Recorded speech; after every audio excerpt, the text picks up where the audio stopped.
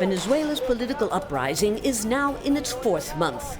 On January 10th, President Nicolas Maduro is sworn in for a second term, following elections not recognized as legitimate by opponents, nor much of the international community. This sets in motion an opposition plan to declare the President of the National Assembly, Juan Guaido, as Venezuela's interim president. More than 50 countries recognize him and call on Maduro to step aside to allow new elections. Since Maduro took office in 2013, Venezuela's economy has plummeted, along with the production of oil, the country's lifeline. While Maduro blames domestic and foreign opponents for widespread shortages of food, medicine, water, and electricity, more and more Venezuelans believe their once rich nation's collapse is the fault of gross government incompetence and corruption. The United States, which has already imposed selective sanctions, declares an all-out economic war on Maduro to cut off access to oil revenues and financial markets. Opinion polls show Guaido has wide public support. But the government proves to be far more resilient than predicted. Russia and China, which have heavy investments in Venezuela, come to Maduro's aid, and he maintains the crucial support of the military high command. When Guaido unsuccessfully attempts to encourage a military uprising on April 30th, the crisis enters a new critical phase. Opposition deputies are arrested, others go underground, except Guaido, whom the government doesn't dare touch for fear of even stronger U.S. reprisals.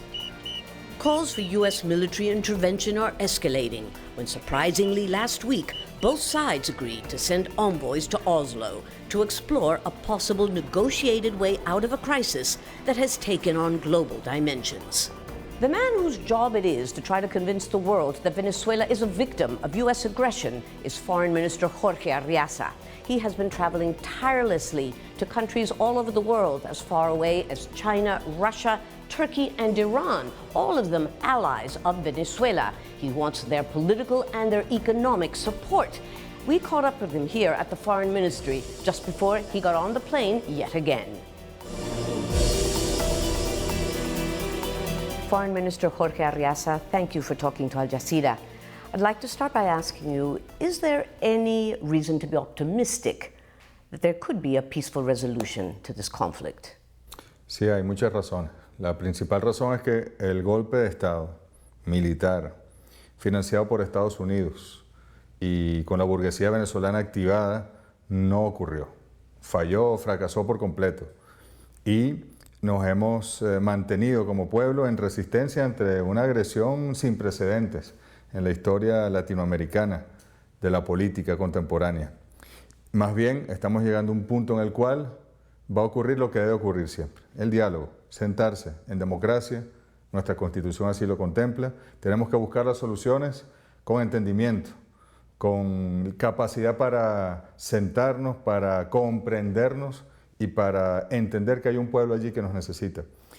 Hemos llegado a ese momento. El presidente Maduro ha hecho no sé cuántos llamados al diálogo, los pudiese contar por decenas, tal vez por centenas a lo largo de estos 4 meses, y llega el momento en el cual comienzan a verse las primeras luces al respecto. Well, first of all, you call it a dialogue. Your opponents call this, at best, mediation that's taking place right now under the auspices of your Norwegian counterpart. But more than that, the opposition for the first time seems to agree on something, and that is that they're demanding, all of them unanimously are demanding that President Nicolas Maduro step down, that there be a transition government, and that there then be free, fair, transparent elections under international supervision, to quote them. Are any of those things negotiable for you? Todos lo están demandando porque Estados Unidos se los está exigiendo. Nosotros vamos a la mesa de diálogo en cualquier iniciativa, la de Oslo o cualquier otra, con la Constitución en el centro de la mesa. No es con una pistola, no es con una orden imperial, vamos con la Constitución. Y dentro de la Constitución nosotros buscaremos las soluciones. Esas opciones que están presentando no están en la Constitución. Well, you talk about the Constitution, so does the opposition. You're both holding the Constitution in your hand. But this is a political conflict. I think you would agree. Yes. If it's political, it needs a political solution. So what concession can your side give to the opposition? ¿Cuántas concesiones hemos dado nosotros en los últimos años? ¿Cuántas veces nos hemos sentado a negociar, a dialogar cuánta violencia política hubo aquí en el año 2014, en el año 2017, y nosotros en el año 2017 buscamos la salida a la violencia por la vía de las elecciones. ¿Qué ha ocurrido en estos meses? ¿Dónde está el señor que está al frente del golpe de Estado? Está por allí, no está detenido. ¿Qué ha ocurrido? Los embajadores de los países que desconocieron el gobierno venezolano están aquí en Venezuela. ¿Cuántas más concesiones quieren? Lo que ellos han hecho no está en la Constitución y nosotros hemos continuado porque queremos que haya diálogo, queremos que haya siempre arreglos políticos. A esta coyuntura y a muchas otras, porque hay algo importante, Lucía. Aquí hay un conflicto histórico. En Venezuela durante 90 años la renta petrolera estuvo en manos de la burguesía y de los Estados Unidos. Y la riqueza iba para los bolsillos de los banqueros y de los ricos en Venezuela y en Estados Unidos. Cuando el comandante Chávez y el pueblo llegan al poder, la riqueza petrolera, y no en el 99, porque ahí continúa estando en manos de la burguesía, sino en el 2003, después del golpe, después del paro, cuando por fin Chávez tiene el control sobre la riqueza petrolera, lo invierte en el pueblo, en educación, en salud, en vivienda, en infraestructura, en alimentación, en todas esas políticas sociales que se conocen de la Revolución Bolivariana. Es una pugna histórica por la burguesía por retomar el poder, por retomar la renta, el control de la renta petrolera y poder entonces apropiársela de nuevo. En esa pugna tenemos que administrar el conflicto. Este conflicto va a estar aquí después de cualquier elección, después de cualquier acuerdo. El conflicto va a seguir allí. Es como la lucha de clase.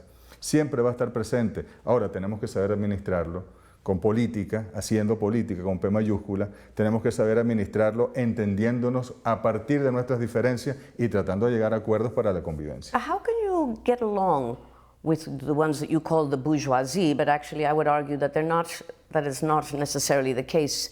In the elections for the National Assembly, 2/3 of Venezuelans voted against the government candidates. But going beyond that, just the other day, and I want to quote him, President Maduro said, "Come rain, thunder, or lightning, the revolution will remain in Venezuela for the rest of the 21st century. I decree it."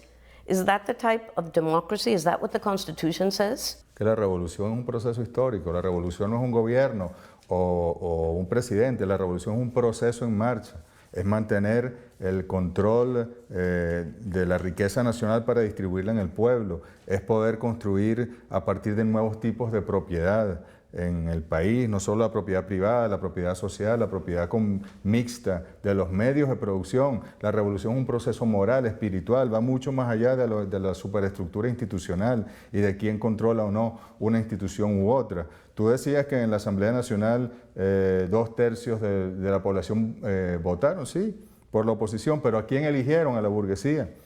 Quienes están en la Asamblea Nacional son representantes de las grandes empresas, de los grandes bancos, de los grandes intereses históricos de Venezuela. Detrás de cada partido político de la oposición hay una corporación económica. Algunas son nacionales, otras son extranjeras. Y eso fue una realidad. En el 2015 se dio una fotografía del país a partir de una terrible guerra económica. Hoy en día la situación es totalmente distinta. But let's go back to what's happening today, this political crisis. Cuba, and I was surprised to hear this, has been requested by Canada and Norway to help mediate some kind of a dialogue, and I'm wondering what could be Cuba's role, especially since the opposition sees Cuba as part of the problem rather than the solution. No lo sé. Verdad que Cuba es nuestro país hermano. Cuba respeta la soberanía venezolana, respeta al pueblo venezolano, respeta al gobierno venezolano y no puede más que transmitir mensajes que envíen esos gobiernos. Pero la verdad es que entiendo yo que para la oposición venezolana la mediación de Cuba no tendría ninguna validez, pero eso son cosas que van surgiendo en la política internacional. Well, what can you tell me about what could have been discussed in Norway? No puedo yo, sería una imprudencia dar detalles de un proceso que apenas están haciendo. But would you say that there's reason for optimism, or is it still too early? Cuando las partes en una confrontación política se sientan para evitar una confrontación bélica, siempre es una buena noticia. As we speak, the opposition leader Juan Guaido's representative in Washington, Carlos Vecchio, is about to meet with the U.S. military Southern Command. And he's about to ask, of course, for concrete help or assurances that the United States will come to the opposition's aid militarily. Do you believe that there is a real credible threat of U.S. military intervention in Venezuela? Bueno, or is it a bluff? No, con los halcones en la Casa Blanca no hay bluffs. Con los halcones en la Casa Blanca siempre hay que tener mucho cuidado y prever todos los escenarios. Fue el presidente Trump en agosto de 2017 que dijo que ellos consideraban una operación militar contra Venezuela. No fue Bolton ni fue Pompeo, fue Trump. Bolton lo ha dicho 1000 veces, Pompeo lo ha dicho, Pence lo ha dicho, todas las opciones están sobre la mesa, incluyendo la militar. Nosotros estamos preparados para cualquier escenario. Si lo hacen contra Venezuela hoy, lo harán contra Cuba mañana, lo harán contra Nicaragua pasado mañana, ya Bolton lo ha dicho, o contra países en África, contra países en Asia, donde ya lo han hecho. Hay que proteger, no es Venezuela, Venezuela es en este momento el epicentro geopolítico de una violación flagrante del derecho internacional que si permitimos y permiten los países de la comunidad internacional que ocurra en Venezuela, se repetirá mañana donde sea. No habrá quien pare la locura imperial. Well, you keep saying that Juan Guaido is a puppet of the United States, but what about the more than 50 other countries that support him, that recognize him as the interim president of this country, countries that like Canada, like Germany, like France, that do not particularly, are not exactly known for taking orders from President Donald Trump. How do you explain this? No, yo creo que por el contrario, creo que históricamente en los últimos años Europa ha mostrado una sumisión evidente a los Estados Unidos con la administración de los Bush, de Obama y de Donald Trump también. Muy lamentable, nosotros siempre hemos querido ver una Europa independiente, una Unión Europea que sea capaz de mediar en los conflictos y no de sumarse a los conflictos. El propio ministro Borrell de España lo decía. Aquí los americanos nos convencieron de que esto duraba del 23 de enero al 26 de enero y que en 3 días Maduro estaba derrocado y por eso nosotros fuimos a reconocer a Guaidó. Él mismo lo ha dicho. Los americanos nos convencieron de. Él lo ha dicho, como ministro de Relaciones Exteriores del Reino de España. Entonces, así fue en todos los casos. La Unión Europea, Canadá no son más que gobiernos, porque recuerda que el imperio no es un gobierno en Washington, el imperio es un enjambre de corporaciones que tienen expresiones políticas en gobierno.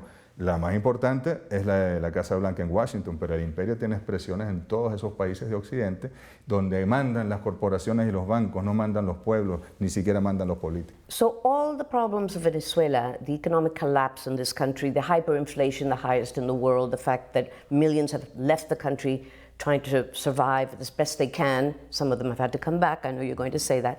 That's all the fault of the empire. Your government has no fault at all in this? No responsibility? Fíjate, no hay gobierno perfecto. Todos los gobiernos cometen errores y también aciertos. Nuestro gobierno no es perfecto, es de humanos. En materia económica seguramente hay otras decisiones que se hubiesen tomado o la oportunidad de una decisión pasó o no. Pero en una economía perturbada, agredida económicamente, bloqueada desde todo punto de vista. Mira, tú pones a Joseph Stiglitz aquí en el Ministerio de Finanzas y te traes a los economistas de todos los premios Nobel y no sabrían qué hacer con una economía absolutamente perturbada, intervenida, bloqueada a nuestra moneda, a nuestras capacidades.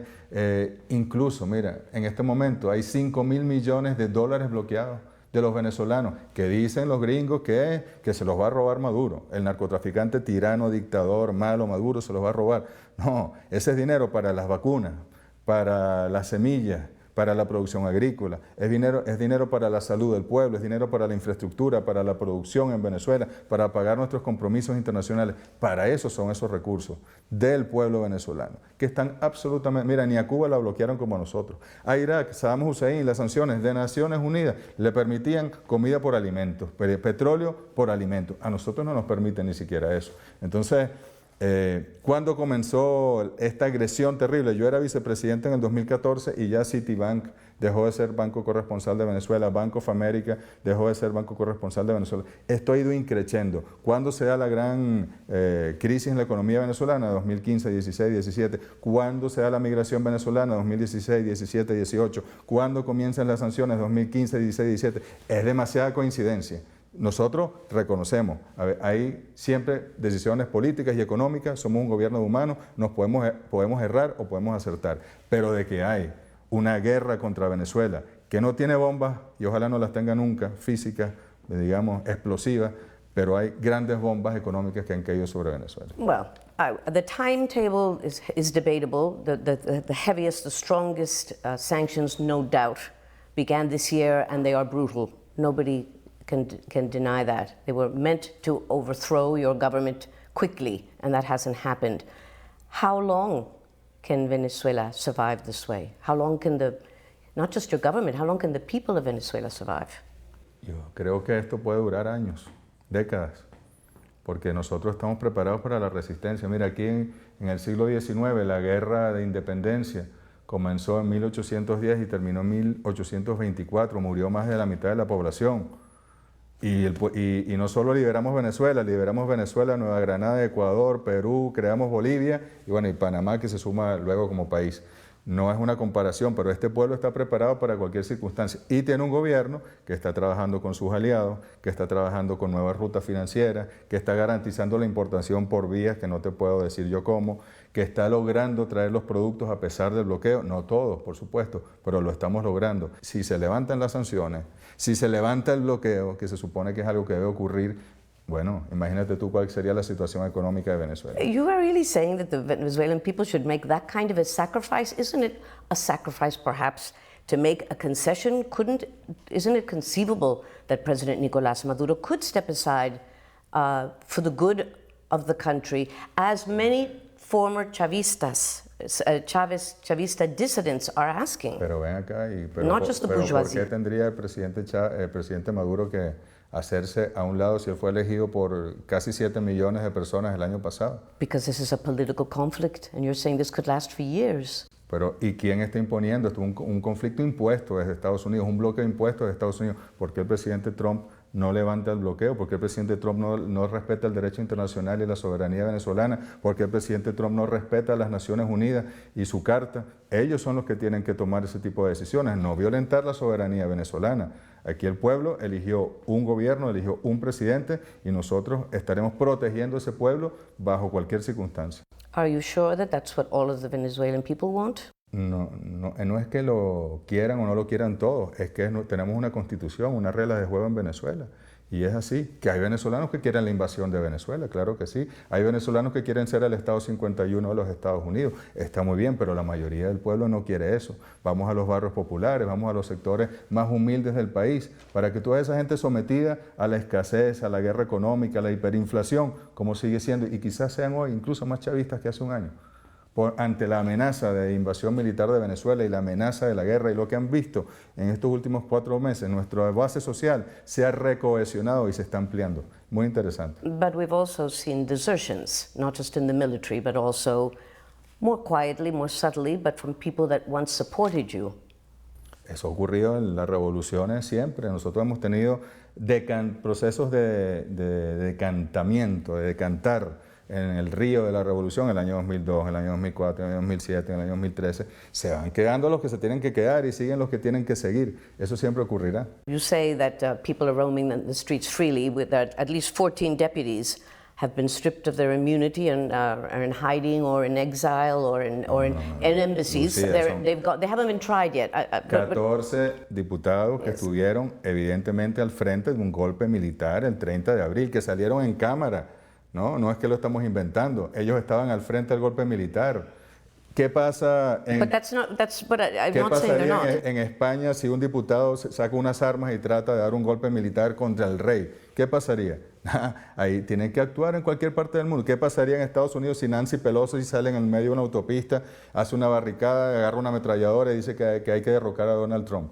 En cualquier país del mundo la justicia actúa ante un golpe de Estado. Este es el único país donde, mira, el presidente Maduro tiene un chiste que yo quisiera recordarlo aquí. Dice que en la época de los romanos, en el Coliseo de Roma, estaba un cristiano y lo lanzan al medio del ruedo, lo entierran hasta la cabeza en el suelo y sale el león y el león lo rodea y lo rasguña y la gente grita que lo destroce y de repente el león le pasa por encima y el romano le muerde un testículo y el león empieza a retorcerse y empezó el público a gritar: sucio cristiano, suelta el león, pobrecito ese león, suelta. Es lo mismo ocurre en Venezuela. Aquí cuando hacemos las cosas que hay que hacer, están mal hechas. Cuando Maduro toma una decisión, cuando el Tribunal de Justicia toma una decisión que es justa, dicen que es una dictadura, que está mal hecho, porque todo el relato sobre Venezuela lo tienen invertido en el mundo. What about the United Nations Commission for Human Rights that has issued a blistering account of violations allegedly committed by your government. Also, more recently, Amnesty International, which is suggesting that this government be taken before the International Court of Justice for alleged crimes against humanity. Are they making all this up too? Aquí nunca ha estado una misión del alto comisionado para los derechos humanos. Primera vez que vinieron este año y viene Michelle Bachelet pronto. Hacen unos informes desde Panamá por control remoto, por teléfono. Yo no entiendo qué metodología científica utilizan ellos para corroborar cualquier cosa. Vinieron y se fueron felices y le dijeron a Michelle Bachelet que tiene que venir a Venezuela para ver la realidad venezolana. The report said that there were extrajudicial executions, that they were ese reporte es hecho antes de la misión que vino a Venezuela. No. El reporte se va a hacer cuando venga la presidenta Bachelet, van a hacer un reporte sobre lo que han visto en Venezuela a lo largo de estos meses. Amnistía Internacional, las ONG en realidad en Venezuela siempre han actuado, incluso financiadas contra el gobierno venezolano. No tenemos credibilidad en absoluto. Mira, este no es un país perfecto. Aquí hay violaciones de derechos humanos, sí. En Estados Unidos también, en los países árabes también hay violaciones de los derechos humanos. En Colombia, están en guerra otra vez en Colombia, lamentablemente. Y hay violaciones de derechos humanos, nosotros no lo escondemos, pero de ahí por Dios a decir que Venezuela se caracteriza. En mi época mataban estudiantes todas las semanas, Lucía. En mi época no podíamos circular con tranquilidad por la calle y veíamos un militar y salíamos corriendo, porque sin conocerlo creíamos que nos iba a llevar a la cárcel de una vez. Había tortura, había desapariciones. Aquí, no fue en Chile ni en Argentina, donde surgieron los desaparecidos, surgieron aquí primero en la democracia venezolana. Where is Gilbert Caro, the deputy who's disappeared, and he's been disappeared for more than 20 days? No, está desaparecido, Lucía. But nobody has said where he is. I'd be happy to hear where he is. Gilbert Caro, sus abogados lo saben, se le dio un beneficio. La Comisión de la Verdad le dio un beneficio. Después que estuvo involucrado en todos los hechos de violencia del año 2017, se le dio un beneficio y Gilbert Caro estaba metido en este golpe del 30 de abril.